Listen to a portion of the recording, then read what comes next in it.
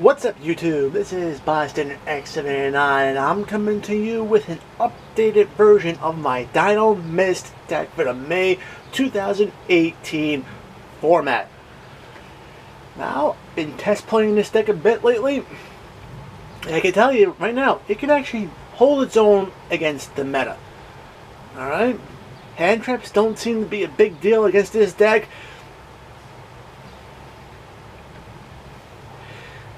And even if your opponent manages to extra look you, this deck has ways to beat your opponent when they do that.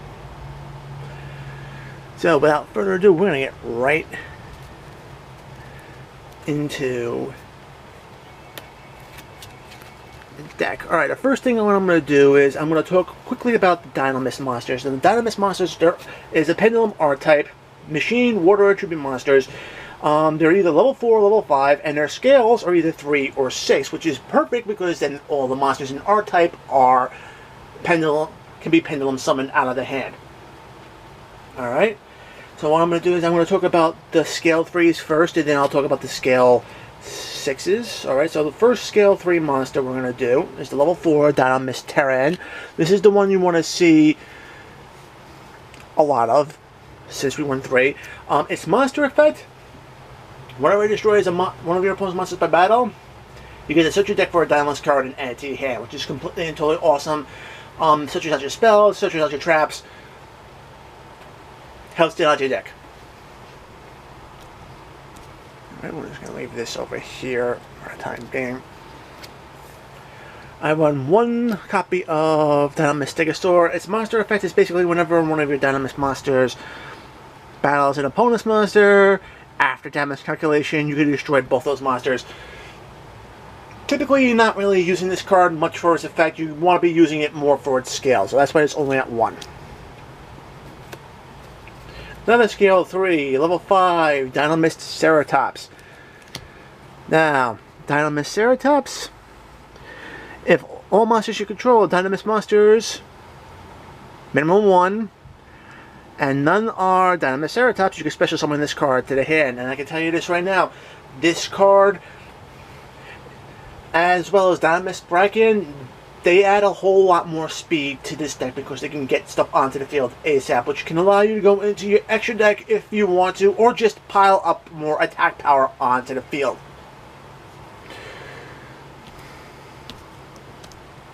And last but not least, I run 2 copies of the level 5 Dinomist Spinos. Alright, its monster effect is basically you contribute a Dinomist monster and give it one of the effects. Its first effect allows it to attack your opponent directly.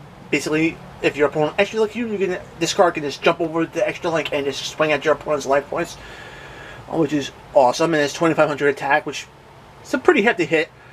The other thing is that you could also activate its effect twice and give it both effects. The second effect is basically allows it to attack twice for each battle phase this turn, which means you can effectively hit your opponent for 5,000 points directly.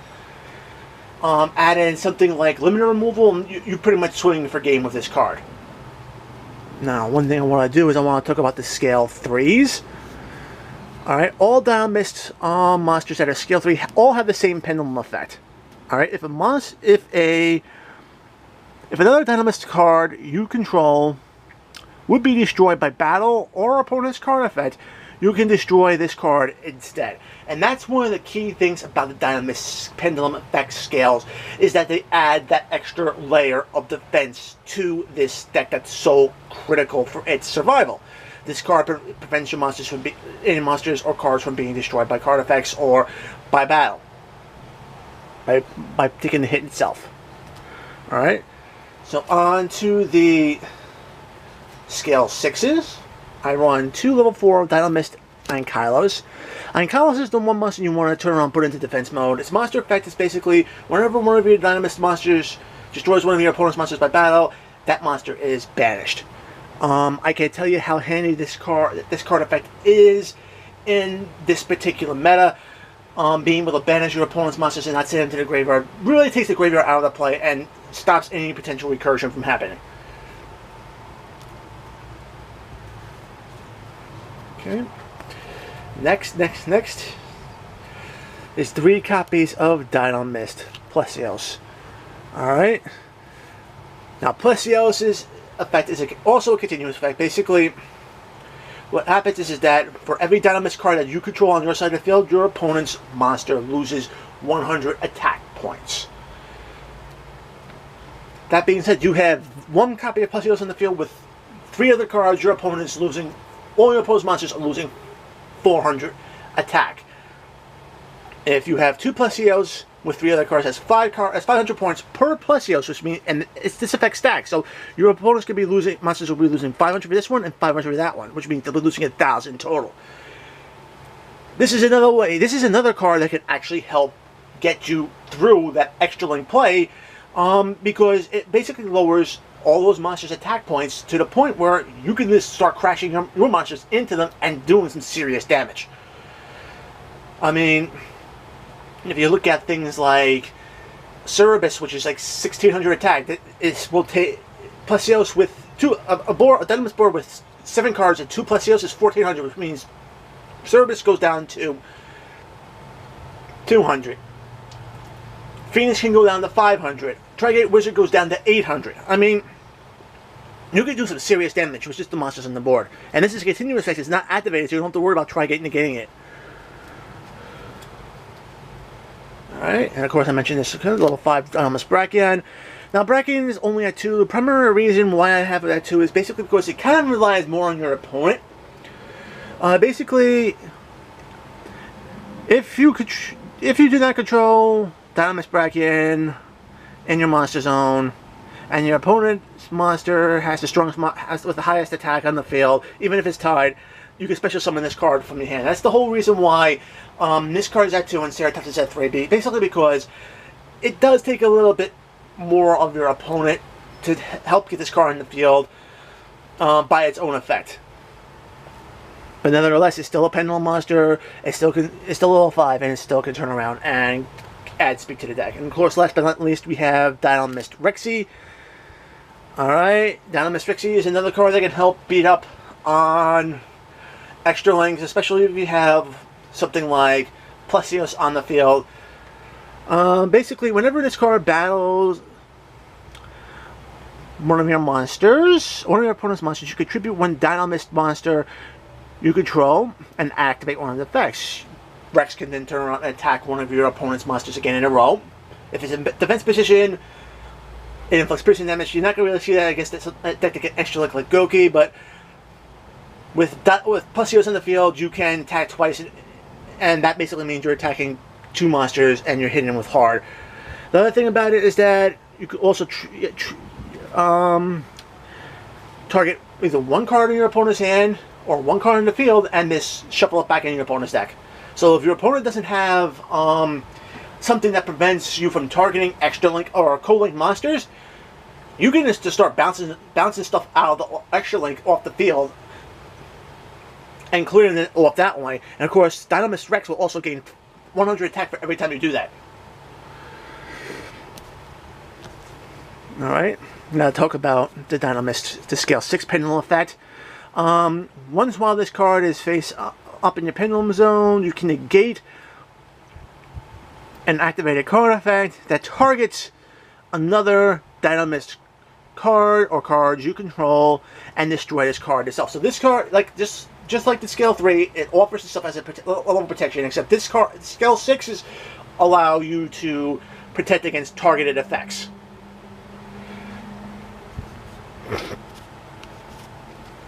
Moving on. Spell cards. We have 3 copies of Dinomist Charge. Dinomist Charge is a continuous spell. When it's activated, you get to search yourself a Dinomist monster from your deck to your hand. Awesome. And then whenever one of your Dinomist monsters are sent from the field to the extra deck, you can choose one of them to add back to your hand. So this is actually a good way to actually get some recursion back into the deck. Imagine comboing this up with Heavy Metals Foes Electromite, and you can actually get a whole lot of stuff into your hand real fast. Okay.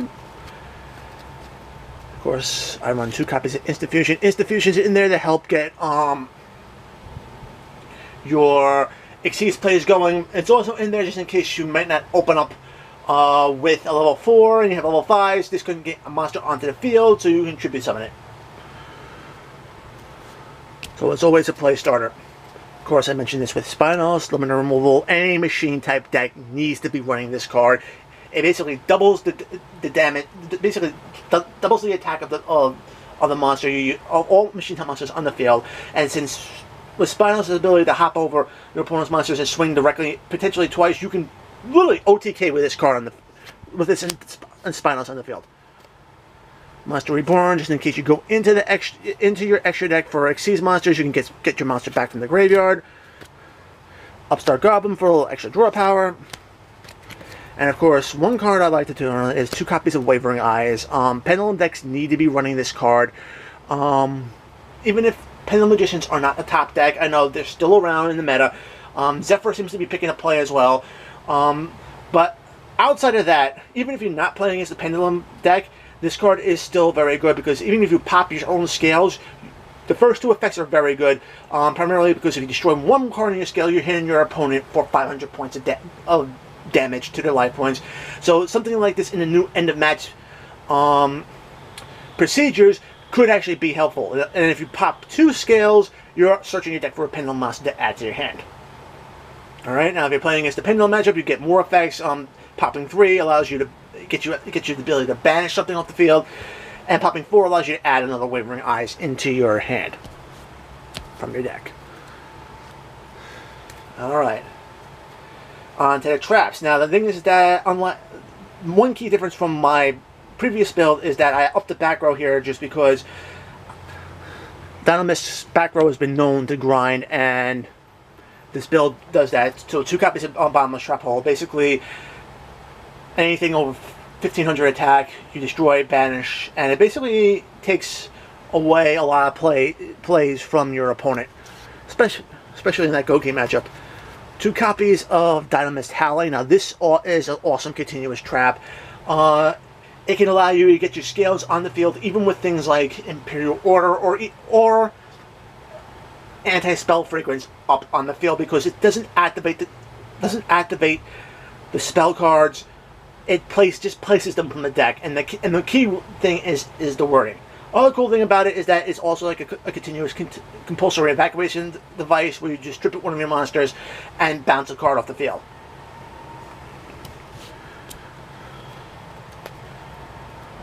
Dinomist Rush to get stuff onto the field very quickly.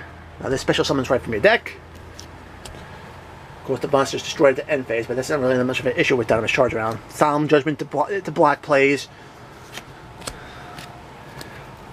2 copies of Solemn Strike to negate effects. And 1 warning to stop more summons. And last but not least, I also run 2 copies of Super Team Buddy Force Unite.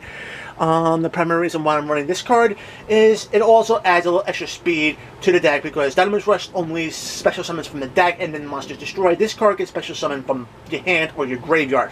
So it does act as something that could actually get more monsters onto the field to apply more pressure. And the cool thing about it is that if Buddy Force Unite is ever popped, it searches for itself and sets another copy to the field. Alright, that's it for the main deck. On to the extra deck. If the fusion targets Panzer Dragon using the tribute for high level monsters, if you have the tribute summon go into Xyz plays, or just look in the field and it'll pop something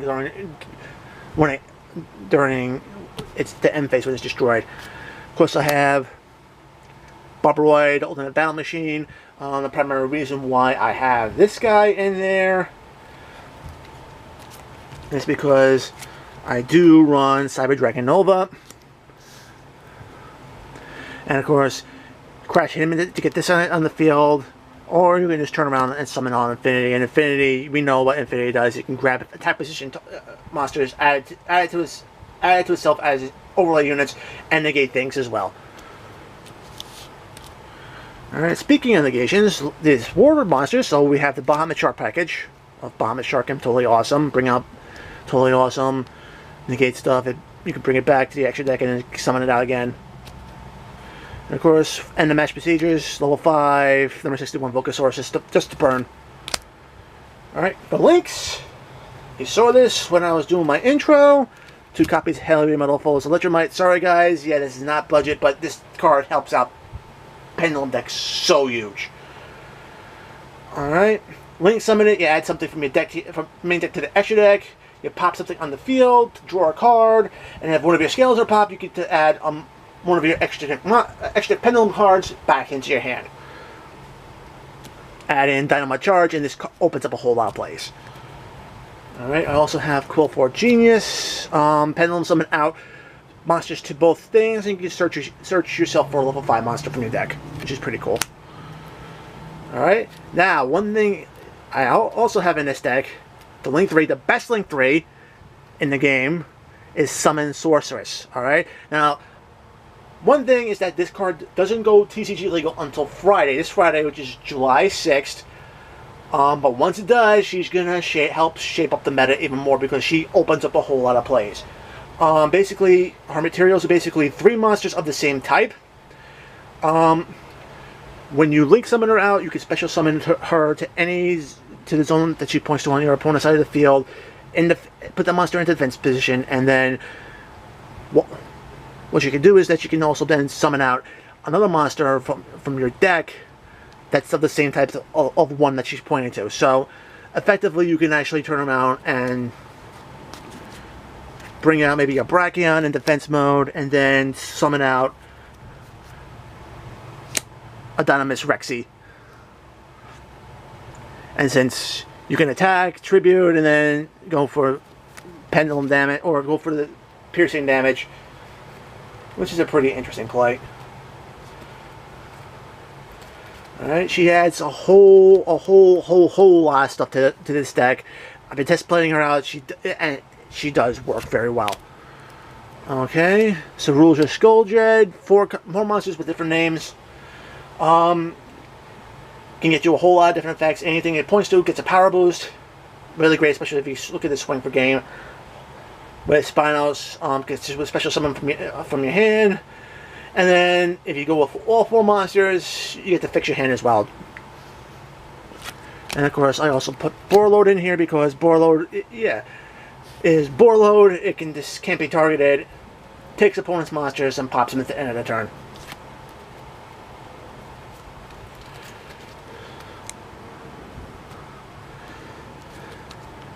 Alright, so that is it for my updated Dinomist deck for the May 2018 format.